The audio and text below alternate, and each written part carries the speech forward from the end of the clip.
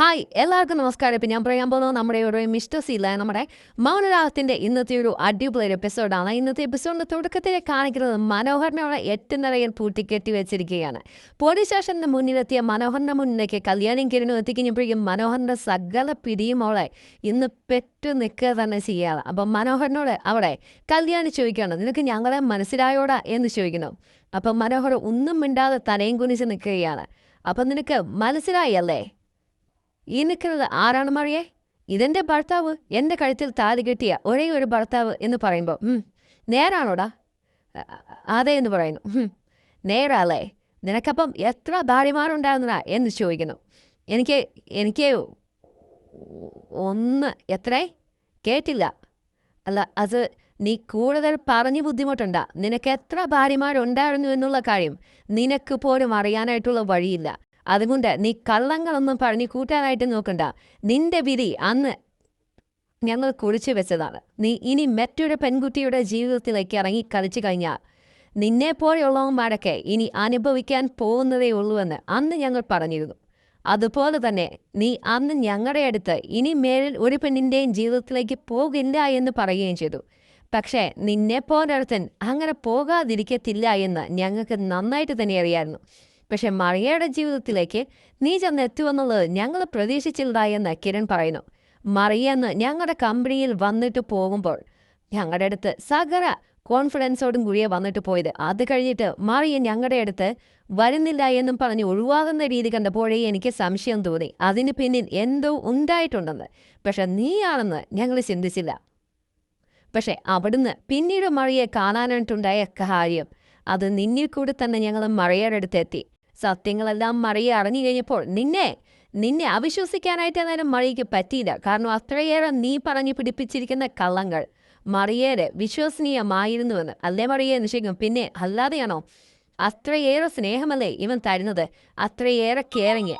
ഏതൊരു പെണ്ണും ആഗ്രഹിക്കുന്ന രീതിയിൽ അവളുടെ അടുത്തിലേക്ക് ഇവൻ ചെന്നെത്തുമല്ലേ, അവരാഗ്രഹിക്കുന്ന രീതിയിലുള്ള കെയറിങ് കൊടുക്കുമല്ലേ. അത് പിന്നെ അങ്ങനെയല്ലേ മറിയെ? ഇവനെപ്പോലെയുള്ളവന്മാരെ എവിടെയാണോ പെൺകുട്ടികൾ ഒരാശ്വാസം തേടാനായിട്ട് ആഗ്രഹിക്കുന്നത്, ഏത് പെൺകുട്ടികളുടെ ജീവിതത്തിലാണോ അവരൊരു വിവാഹം കഴിക്കണമെന്ന് ആഗ്രഹിക്കുന്നത്, അവരുടെ ജീവിതത്തിലേക്ക് തന്നെ ഇവൻ ഇടിച്ച് കയറുകയല്ലേ. മറിയയെ പറ്റിയുള്ള കാര്യങ്ങളെല്ലാം പഠിച്ചതിന് ശേഷമാണ് ഇവൻ മറിയയുടെ ജീവിതത്തിലേക്ക് വന്നത്. മറിയ അമേരിക്കയിലാണ് എന്നുള്ള കാര്യവും മറിയയുടെ ജീവിതത്തിൽ എന്താണ് നടന്നത് എന്നുള്ള കാര്യവും എല്ലാം ഇവൻ പഠിച്ചു വെച്ചിട്ടുണ്ടായിരുന്നു. അത് പഠിച്ചു വെച്ചിട്ട് തന്നെയാണ് ഇവൻ ഇറങ്ങി വന്നതും. പല പ്രാവശ്യവും അവൻ അവിടെ വന്ന് മറിയെ കാണാനായിട്ട് ഒരുങ്ങുമ്പോൾ അവിടെയെല്ലാം മറിയയുടെ ഒപ്പം അവിടെ അന്വേഷിക്കാനായിട്ട് സരയും വന്നിട്ടുണ്ടായിരുന്നു. എനിക്കറിയായിരുന്നു സരയുടെ റൂമിൽ വന്നതും അന്വേഷിക്കാൻ വന്നതും എല്ലാം ഞാൻ അറിഞ്ഞതാണ് കിരൺ. എല്ലാം അറിഞ്ഞിട്ടും ഇവൻ എന്നെ പറഞ്ഞ് വിശ്വസിപ്പിച്ചു ഇവൻ്റെ അമ്മാവൻ്റെ മക്കളാ അതെല്ലാം എന്ന്. കല്യാണി ഇവരെ പറഞ്ഞത് കല്യാണി ഇവനെ വിവാഹം കഴിക്കാൻ വേണ്ടി ഇവൻ്റെ പിന്നാലെ നടക്കുവാണ്. കല്യാണി ഇവൻ്റെ അമ്മാവൻ്റെ അപ്പം നേരാവണ എന്ന് ചോദിച്ചുകൊണ്ട് കല്യാണി അവൻ്റെ ചെവിക്കല്ല് ചേർത്ത് ഒരൊറ്റ അടിയം കൊടുക്കുകയാണ്.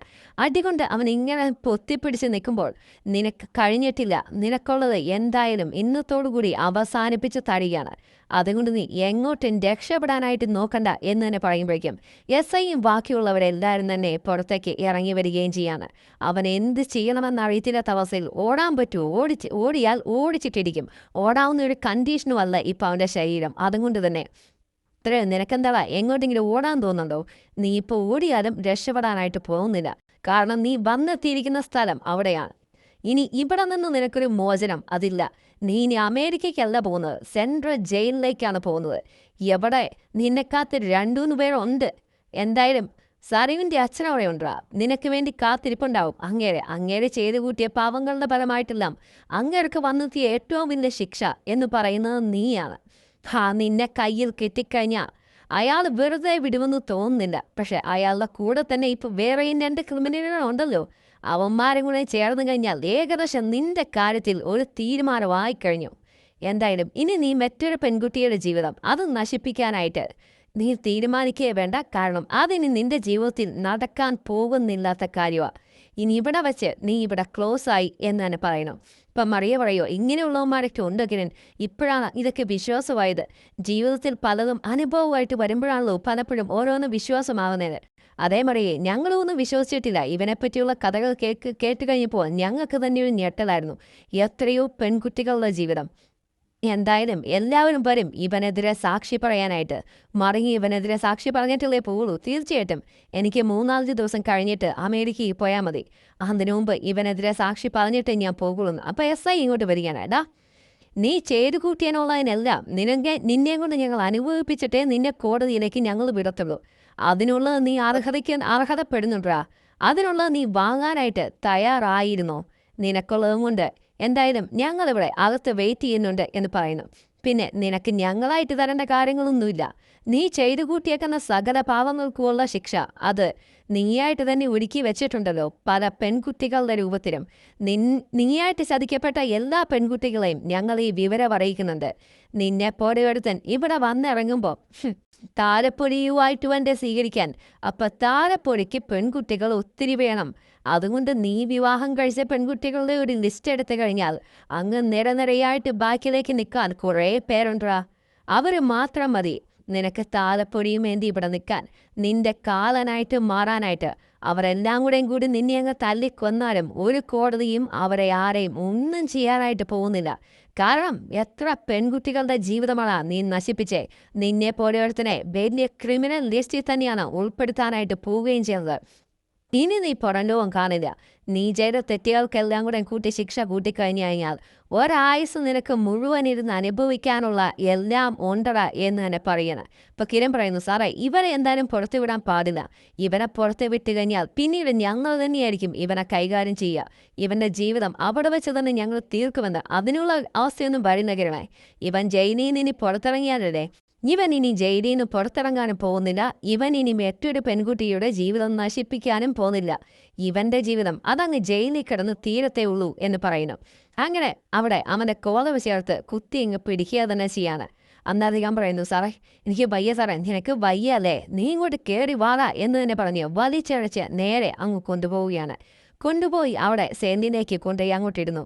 അവിടെ നിന്ന് കിരണും കല്യാണിയും മറിയകളെ കൂടി SIയുടെ റൂമിലേക്ക് ചെല്ലുകയാണ്. അപ്പോൾ SI പറയുന്നു, എന്തായാലും ഇവരെ പോലൊരുത്തൻ ഇനി പുറം ലോകം കാണാനായിട്ട് പാടില്ല കിരൺ. അവനെ തീർക്കാനുള്ള എല്ലാ കാര്യങ്ങളും ഞങ്ങൾ നോക്കണം. ജയിലിലെ കാര്യങ്ങൾ ഞങ്ങൾ നോക്കണം സാറേ. അച്ഛനും ഞാനും അവിടെ ജയിലിൽ വിളിച്ച് പറഞ്ഞോളാം അവനുള്ള സ്വീകരണം എങ്ങനെയാണെന്ന്. സാധാരണ ഇതേപോലെ പെൺകുട്ടികളെ പറ്റിച്ച് ചെല്ലുന്നവന്മാർക്ക് നല്ല സ്വീകരണം തന്നെയായിരിക്കുമല്ലോ അങ്ങ് ജയിലിൽ കിട്ടുക. അതുപോലെ ഇവനും നല്ല സ്വീകരണം തന്നെ കൊടുക്കണം സാറേ എന്ന് പറയും. അതൊക്കെ അവിടുന്ന് നോക്കിക്കോളും. ബാക്കിയുള്ള കാര്യങ്ങളെല്ലാം ഞാനും അവിടെ വിളിച്ച് പറഞ്ഞോളാം. വേണ്ടത് വേണ്ട രീതിയിൽ തന്നെ അവനുള്ളത് അവിടെ റെഡിയായിട്ടുണ്ടാവും എന്ന് പറയുന്നു. അത് മതി സാറേ, അത് മതി. അവൻ അനുഭവിക്കണമെന്ന് പറയുന്നു. എന്തായാലും നിങ്ങളെല്ലാം സാക്ഷി പറയാനുണ്ടാവുമല്ലോ, പിന്നെ എന്താ പേടിക്കാൻ എന്ന് പറയുമ്പോൾ എല്ലാവരും ഉണ്ട് സാറേ, മറിയവരെ ഇത് കഴിഞ്ഞിട്ടേ പോകത്തുള്ളൂ എന്ന് പറയുന്നു. അത് കഴിഞ്ഞ് പിന്നീട് കാണിക്കുന്നത് അവിടെ മനോഹർ ജയിലിൽ കിടക്കുകയാണ്, സെല്ലിൽ കിടക്കുകയാണ്. മനോഹറിൻ്റെ ആ സെല്ലിന് പുറത്തേക്ക് മറിയ ചെല്ലുന്നു. നീ എന്താ വിചാരിച്ചേ? അമേരിക്കയിലെ എൻ്റെ കൂടെ സുഖമായിട്ട് ജീവിക്കാന്നല്ലേ? നീ ഒരു പക്ഷേ ജീവിച്ചേനെ ഈ കാര്യങ്ങളൊന്നും ഞാൻ അറിഞ്ഞില്ലായിരുന്നുണ്ടെങ്കിൽ. പക്ഷേ എൻ്റെ അവസ്ഥയപ്പോൾ എന്തായിരിക്കുമടാ? നിന്നെപ്പോലെ ഒരുത്തനെ വിവാഹം കഴിച്ച് എൻ്റെ ജീവിതം തന്നെ ഇല്ലാതായി പോകില്ലായിരുന്നു. നാളെ ഒരു ദിവസം എന്നെ കൊന്ന് നീ സ്വത്തിനും പണത്തിനും വേണ്ടി മറ്റൊരു പെൺകുട്ടിയുടെ ജീവിതത്തിലേക്ക് പോകില്ലായിരുന്നോ എന്ന് തന്നെ ചോദിക്കുന്നു. മറിയ, നീ കൂടുതലൊന്നും പറയണ്ട. നിനക്കുള്ള ടിക്കറ്റ് അതാണില്ലാത്തത്. പക്ഷെ എനിക്കുള്ള ടിക്കറ്റ് എൻ്റെ കയ്യിലുണ്ട് അങ്ങ് അമേരിക്കയ്ക്ക് പോകാൻ. ഞാൻ 2-3 ദിവസം കഴിയുമ്പോൾ അങ്ങ് അമേരിക്കയ്ക്ക് പോവുകയും ചെയ്യും. അപ്പോഴും അതിനു മുമ്പ് കോടതിയിലെത്തി നിനക്കെതിരെയുള്ള സാക്ഷി അത് പറഞ്ഞതിന് ശേഷം മാത്രമേ ഞാൻ പോവുള്ളൂ.